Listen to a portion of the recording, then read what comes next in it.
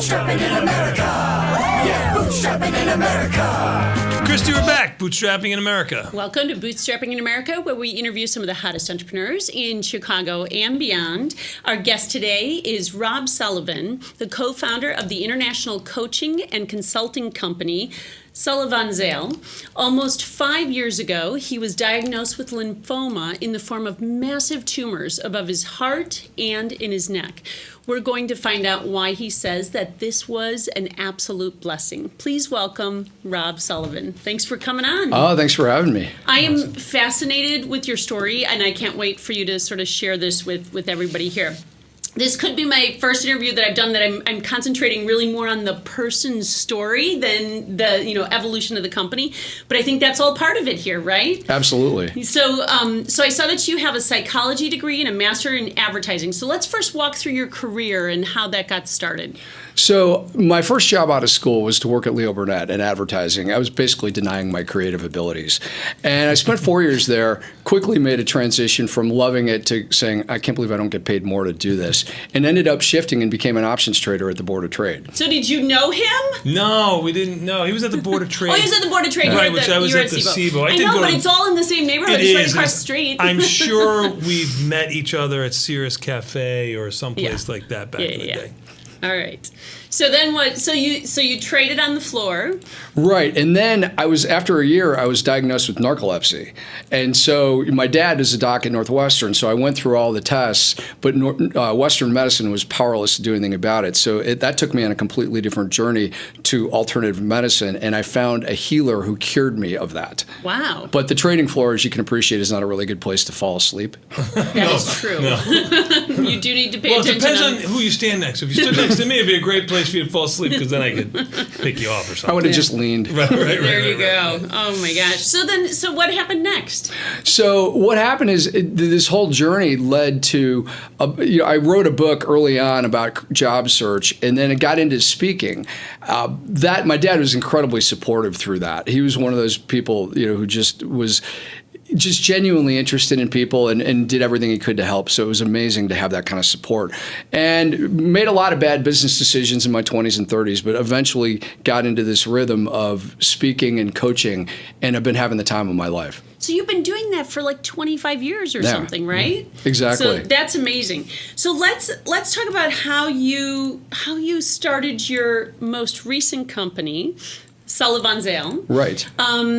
But you have a business partner too. So maybe talk about like how you met him. Well, Barry van Zyl and I met at a Johnny Clegg concert here in Chicago. It was right after the show, and I literally bought all the CDs that the band members had. And I walked across, and Andy Ennis, the lead guitarist, looked at me, and I said, "Hey, would you mind signing these?" And he said, "Well, sure." He goes, "Why did you buy those?" Because he couldn't believe that anybody would buy all those CDs. And long story short, I became friends with the band, ended up traveling with them through France, South Africa, London. And along the way, Barry and I realized that we had not just a passion for music, but a passion for teaching. He had a workshop on creativity and innovation. I had one on listening and energy, and we decided to bring them together and create something, a just completely different training experience. And that's amazing. And I have to give a shout out with Johnny Clegg. My husband's from South Africa. Johnny Clegg is a band that was from South Africa. But Johnny Clegg had passed away July this year. He did, and it was heartbreaking. Right. It was one of those things that I was surprised how touched I was by it. In fact, it was 2 years ago, I think last night, that he did his final show in Chicago at Park West. Yeah, I think I was there. Yeah. I think I was there.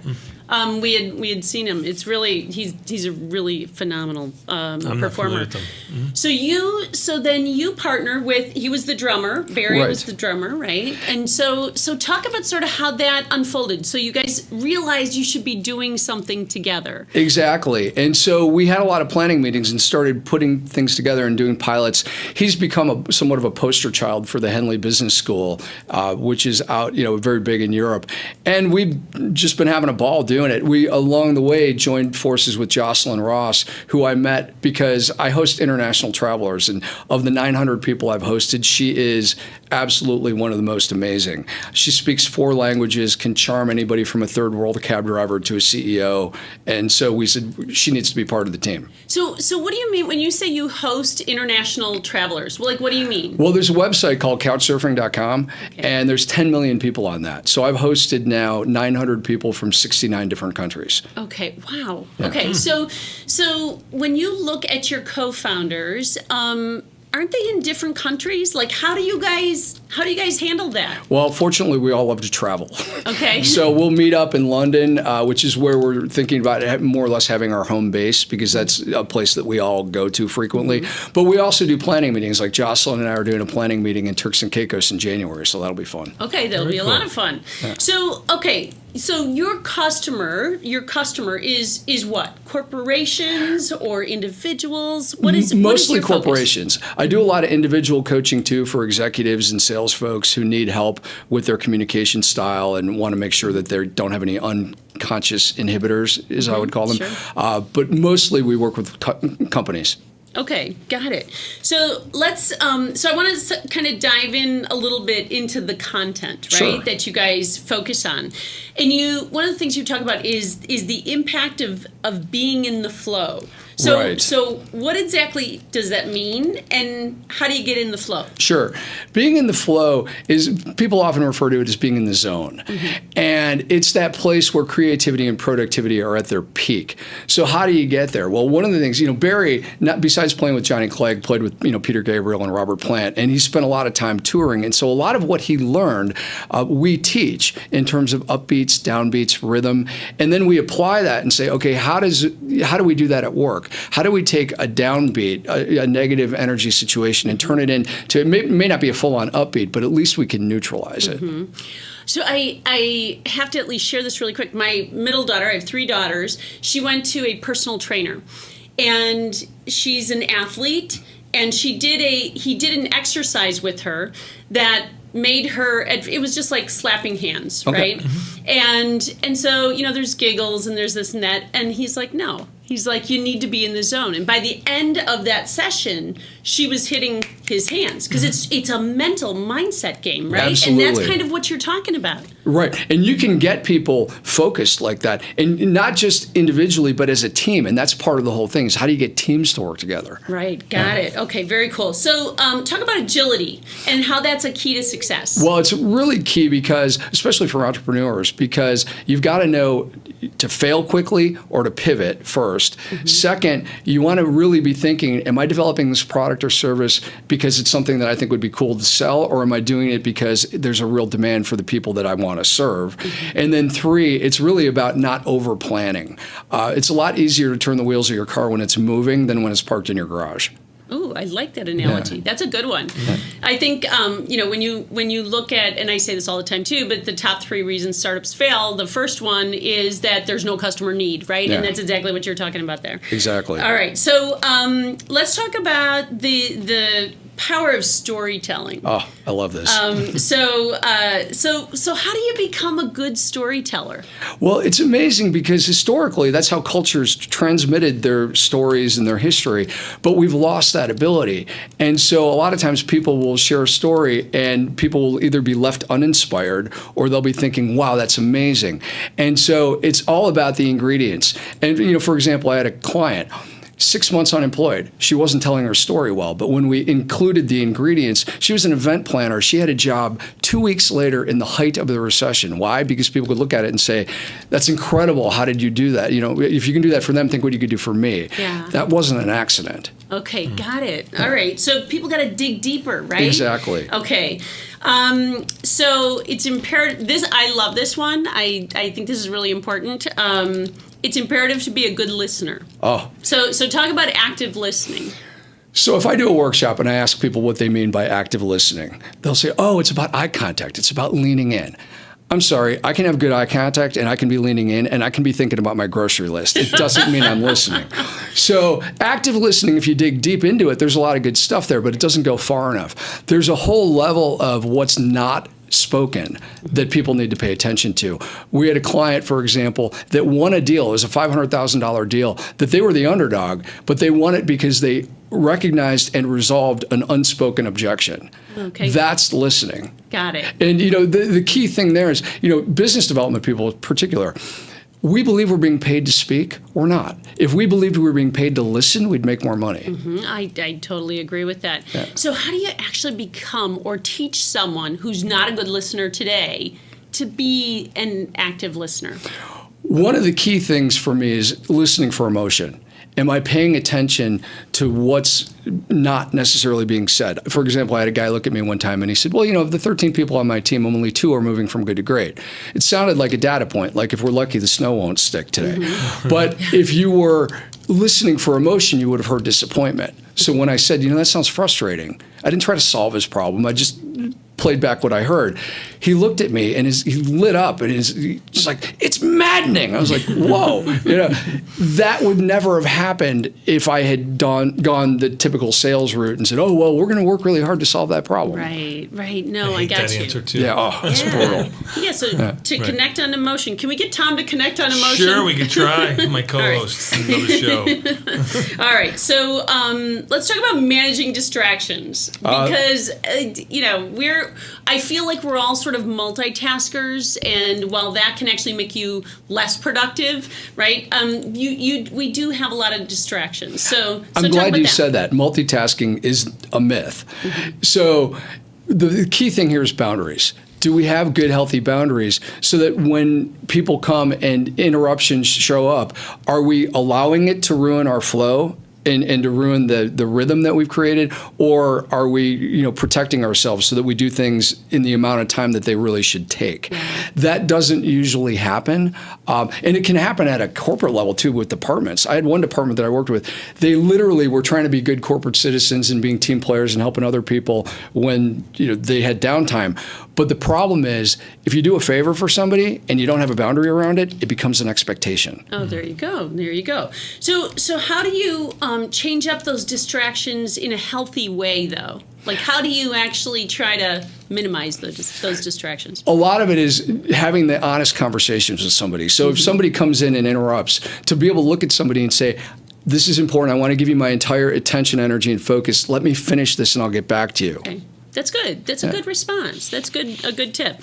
Okay, I wanna talk about you. Okay, because you have an amazing story, and you do have a book coming out. So maybe we'll touch on the book because I think your story kind of leads into all that. It's about the energy, the opportunities, the guidance that surrounds us that we don't really pay attention to. Mm-hmm. So each chapter is dedicated to a different concept, like dreams, intuition, synchronicities, even alternative medicine. It's not stuff I was raised to believe, but I've come to realize the truth in it because it's made a difference for me. Right. So so when you look at this, you have an experience that was sort of the missing chapter of the book. So if you can share that. Absolutely. I'd been working on the book for a number of years, and I just felt like I had this nagging feeling it was just not complete.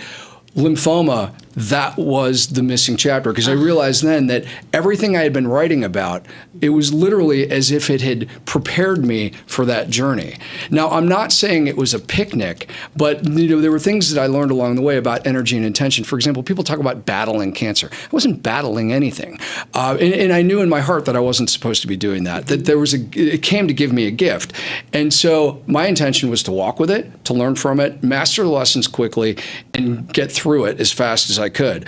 So the evidence of that, the doctors told me after the fact that I was one of the only patients they had that did not need a blood transfusion. Some people need one after the first treatment. I made it through 6 rounds of chemo, no blood transfusion, no nausea. Wow. I wasn't fighting it. Wow. And your cured mindset around it though too, right? I mean, you went in with a completely different sort of attitude around it, right? Well, it developed. I was scared at first, believe me, to get that news on my 48th birthday that, I might not live to see my 49th birthday was a bit traumatizing. But once I dealt with that, that's the key thing. Can you shift from negative to positive? Can you not say why me, but say what can I learn from it? Right. So how long ago was that? How many years ago? 5 years ago this January. 5 years ago. Oh, that's right. I read that in the intro. So one of the things that's interesting, and this has totally piqued my interest to read this book, is your story. And I'm going to share something really quick. Tony from Mexico, a very wise man, someone who we work closely with, he had said, one of the things you should do in life is write a book, right? But the key to it is write a book that somebody wants to read, right? It's always the trick, and right? So writing a book is hard. And so what would you say was the hardest thing about pulling this book together and really physically getting it done, but also writing something that somebody wants to read? The biggest part was finding the courage to share some of the things that people ordinarily wouldn't share. And I'm not just talking about medical things. One of the angels in my life was an ex-girlfriend who called me on the fact that I was being cheap. And that changed my life because I literally went from a place where I had a scarcity mentality to an abundance mentality. People look at my life now and they're like, how do you take so much time off? Where before I was too busy making stupid business decisions to appreciate any of that. So it's being clear about what's helped me, what's made a difference, and being willing to share that and not being embarrassed by it. Yeah, so being really authentic, right? Exactly. Really sharing the deeper things, the inner GPS, right? The things that changed your compass. Okay, got it. So what would you say that people may be surprised by your assertion that you caused the lymphoma? Somewhere in there, I saw, if you can share that. Sure. Like, how is that possible? My body's very literal. Okay. And so the year before I got diagnosed, I spent that entire year feeling depressed, disappointed, frustrated, because I'd been in this relationship that I thought was going to lead to marriage. I was really excited about it. And it ended with a disappearing act. And so I'm not blaming her for that. How I digest life is completely 100% on me. But you can't have negative energy coursing through your veins and body and not expect it to have a health impact. It was not a mystery that the biggest tumor was sitting right on top of my heart. The symbolism of that was not lost on me at all. Yeah. Wow. Yeah. But that's the emotional, the mental it's almost aspect like mind is over a physical matter kind of thing. I mean, it's pretty extraordinary, to be quite honest with you. Yeah. It's awesome. I totally agree. So one theme of the book is importance of many experiences is often more clear in hindsight. So talk about that a little bit, because as you look back, how did you kind of make the connection with what we say and what we experience kind of like shows up in your life? Sure. Well, there's two things. Let's start with that connection between what we say and what we experience. If we're telling ourselves one thing, like people will walk into a meeting and they'll say, oh, this is going to be a complete disaster. You're going to create that if you do disaster, that, right? Yeah, exactly. Yeah, and be careful what you ask for. For sure. Goes back to mindset. Yeah, it's the law of attraction, right? Yeah. So, on the flip side, when you look at things, that have, those markers, those signposts that you couldn't necessarily have predicted. For example, I spent 3.5 years taking improv at Players Workshop in Second City here in Chicago. I did it because I didn't want to be afraid of public speaking. I didn't do it so that I would be a professional speaker. I would have thought you were nuts if you had told me that at the time. But that experience also proved to be really important, because when you combine that with the listening and the energy, it's helped me help companies when they're trying to deconstruct why they didn't win a deal. There was a $100 million deal that literally walked out the door, and the prospect said, I can't quite put my finger on it, but I'm not feeling confident moving forward. And as I watched what happened, I said, I know exactly what happened. There was this unconscious communication that occurred, and they respond predictably, even though they don't know why. And helping people avoid that has been one of the biggest inspirations for me, because that's why I do what I do. So that's interesting, because we actually had Second City on where they talk about... Oh, they're amazing. Yeah, they are, because they really do kind of get at that active listening and the paying attention of what's going on around you, deeper than just words that are coming out. So, okay. So I know I don't want to run out of time here, but there's I want to walk through since going through cancer. What is the most important thing in your life to you right now, and what was sort of the most important thing before you found out you had cancer? Well, it hasn't changed. I've always been really energized by helping people tap into their intuition and to trust that more, because that was one of the lessons that I learned along the way. The only thing that's really different is there's nothing like getting cancer on your 40th birthday to make you realize that you may not have as much time as you thought to achieve your goals. So it's inspired me to move a little faster. Okay, that's good. How do you view taking risks now? I'm all about risk taking. Yeah. Because if you don't try it, you know for sure what the outcome's going to be. And the problem is that people are attached to the outcome. Like when I left to become a trader, people were like, oh, that's so cool that you would take a cut of pay in half to join this training program and do this. But then a year later, they were like, well, boy, I hope things work out. I hope you're able to get your act together. And I thought, no, I'm not going to be your excuse for not taking a chance. You can't take a chance fully expecting it's going to play out. That's not a realistic expectation. You have to go head first and just trust that it will happen. Yeah. It's the journey. It is. Right? That's what makes it fun. Yeah, no, I totally agree with that. I'm all about that. Okay, so did you say this is your second book? This is my second book, right? Because the other one okay. So in terms of books that you've read, talk about maybe, 2 books that you've read that have helped you, whether it's helping you in business or whether it's helping you or that it's helped you sort of personally. Absolutely. So start with business. The first book that I love is called Learn to Optimism by Martin Seligman. And this is a book, he ran the American Psychological Association for a while. It's really all about how do you get past that negative thinking. And so literally there's a quiz in the book. I was more optimistic just because of that book. And just from having taken the quiz, even without really practicing. So it's a great book. Okay, that's cool. What about personally? Personally, the one that I would point to, there's a book called Many Lives, Many Masters by Brian Weiss. And he's a doctor who would hypnotize people, and he discovered all this information about past lives, which he didn't even believe. So much like my book, his book started out with things that he didn't accept at the beginning, but has come to believe that they are in fact true. Okay. Oh, interesting. Awesome. Interesting. So what would you say in creating your business? Whether it was out there speaking, right, or whether it's with SulliVanZyl, and that maybe was difficult, because I think for people that watch this show, a lot of times they look at this and go, I either I want to start a company, or hey, I'm in the middle of creating my company and dealing with a roller coaster ride, whatever it may be.